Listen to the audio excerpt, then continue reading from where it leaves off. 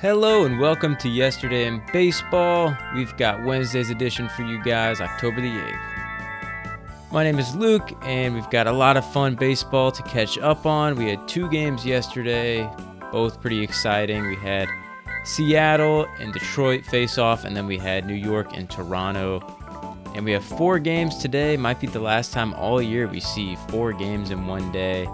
And every game is an elimination game here, so got the Yankees, Tigers, Phillies, and Cubs all facing elimination today. So do or die baseball for those teams. Going to be exciting, going to be fun to watch.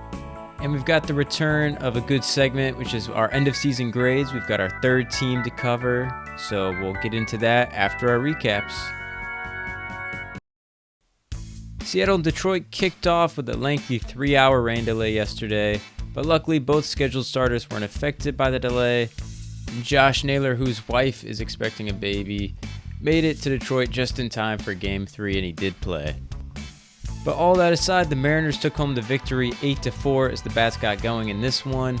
The action started off in the top of the 3rd as a double set up a pair of RBI singles to make it 2-0 Seattle. Detroit made their attempt at a 2-out rally in the bottom of the inning, but had no luck. In the top of the 4th inning, we had a classic Geno Suarez homer as he belted a towering shot out to left, making it 3-0. And then a pair of walks allowed for a little 2-out rally as Cal Raleigh cashed in an RBI single to make it 4-0. Detroit scratched across their first run in the 5th inning on an RBI groundout from Kerry Carpenter and made it 4-1. But the Mariners kept on pouring it on as J.P. Crawford smashed a homer out to right, making it 5-1. Logan Gilbert for the Mariners also had an outstanding outing, going 6 innings, giving up 1 and striking out 7. The Mariners scored their 6th run on a sac fly in the 8th, and then they capped off the night on a big dumper 2-run shot to make it 8-1 Mariners. Cal Raleigh's just starting to get hot now. The homer actually went to a guy wearing a Hit Homer 61 here t-shirt, so that was pretty cool. The Tigers scratched across a few garbage time runs in the 9th to make it 8-4, but that's where it ended as Seattle won and went up 2-1 in the series and have a chance to win it today. The Yankees were up against elimination, so they needed a good performance, and that number 1 offense in the league finally showed up, leading them to a 9-6 victory. Vladimir Guerrero Jr.'s epic series continued as he started off the game with a 2-run shot to put the Jays up 2-0 in the 1st. That's his 3rd homer so far in 3 games in this series. And then the Yankees struck back in the bottom of the 1st on an RBI single from Giancarlo Stanton to make it 2-1. The Jays scratched across another thanks to an odd Varsho single in the center that was deflected around.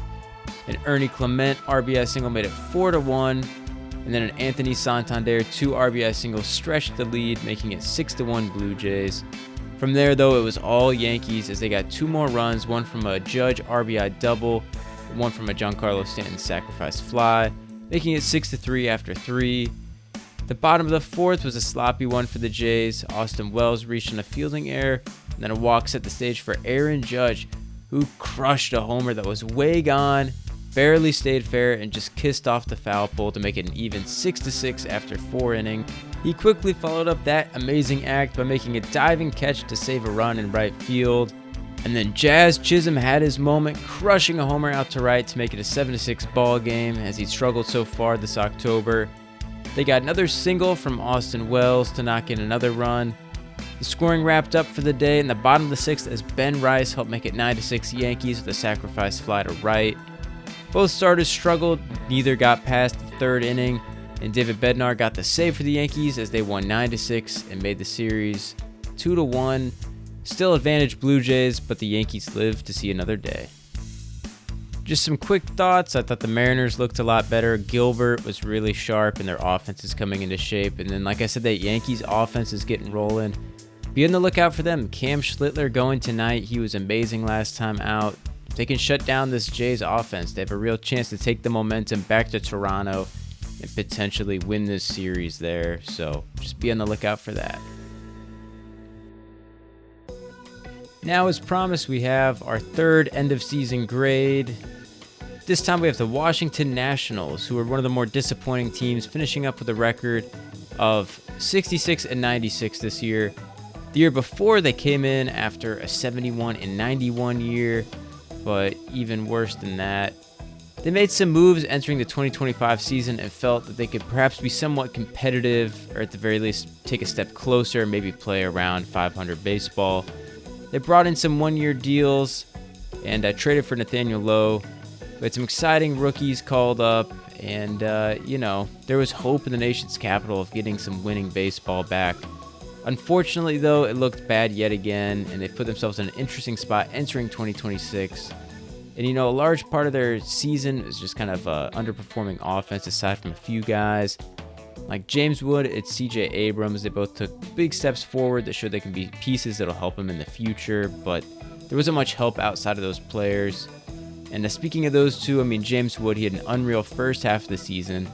He wrapped up leading the Nationals with 3.7 WAR, hitting 37 homers, and he had a 132 OPS plus, but he also led the league in strikeouts. So, the good news in my mind from there, I see that as just he can improve even more and be that much more impactful. But as a whole, the team underperformed. They need more help. And, they've been in this rebuild since about 2021.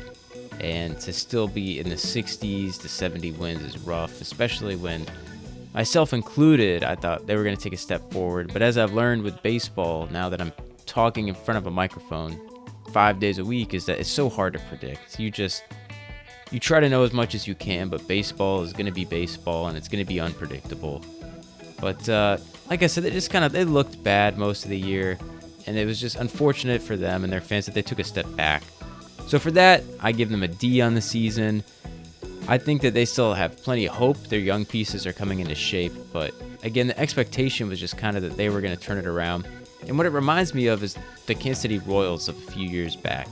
They kind of started to put it together. They had some decent years. Then they called up like Bobby Witt Jr. and everyone, and they took a step back, and everyone's like, oh my goodness, the sky's falling, what's happening? And then the very next year, they went out and made the playoffs. I'm not saying that the Nationals are going to do that here, but if you're a Nationals fan and you're clinging on to hope, maybe that's what it takes. So it's possible.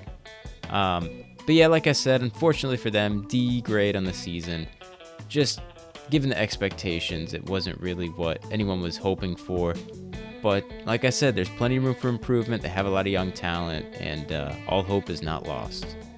We'll see what moves they make this offseason, but again, for now, D on the year. Now we've got our player of the day for Tuesday. We had some great performances in Seattle and Detroit, but when your back is against the wall and your team needs a victory, who better to come through than your team captain, Aaron Judge? The Yankees won this ball game 9-6 as Aaron Judge knocked in 4 RBI. Again, on the day, he went 3 for 4, had a homer, a double, a walk, and then, like I said, 4 driven in and scored 3 runs himself. Just an incredible day at the dish. And when you directly contribute to those 4 runs driven in and you win by 3 in an elimination game, that's everything you want out of your team leader and your highest paid player there. We'll see what happens the rest of this series, but I'm happy for him that he's finally putting it together for a really solid postseason so far, and he was clearly the X factor in this game, and is our player of the day for Tuesday. Now let's take a look at tonight's matchups. Leading off the action, we have Seattle at Detroit at 3 o'clock Eastern Time. Bryce Miller's on the bump for Seattle. He's gone 19 innings in his career. He's never given up an earned run to the Tigers. And then on the bump for Detroit, you have Casey Mize, who's got a 6.23 ERA this year against Seattle in 2 outings, 1 great, 1 bad. Then at 5 o'clock Eastern Time, the Brewers and the Cubs face off. Quinn Priester's on the bump for Milwaukee, and Jameson Taillon on the bump for the Cubs. Taillon's got a 4.5 ERA in 3 starts versus Milwaukee this year. Priester's got over a 6 ERA in 3 games versus the Cubs. And then at 7 o'clock Eastern, Toronto takes on the Yankees. Louis Varland and the bullpen are on the bump for Toronto, and then Cam Schlittler is going for the Yankees. He's trying to build off of a record-setting performance last time out. And then at 9 o'clock Eastern Time, Philly takes on the Dodgers. Aaron Nola's going for Philly. He's got a 4.31 career ERA versus the Dodgers. Yamamoto has 1 career start versus Philly, where he went 6 innings, allowing 1 unearned run. Again, to recap it, Detroit, the Cubs, Yankees, and Phillies are all facing elimination today, so do or die baseball should be intense, should be fun, and good stuff to watch. That's everything from today's show. Thank you guys so much for listening. Again, Savor today. We have 4 games of baseball. It's going to be a lot of fun. And who knows when we'll get that again. Might be, next February or March in spring training. So, like I said, enjoy these games. It's do or die baseball. It's getting to the thick of it. So, lots of exciting stuff. And let me know who you guys want to win. We'll be back tomorrow morning recapping all 4 games from today. Feel free to follow along, like, share, subscribe, whatever. And hope to see you then. Thank you again, and have a good one.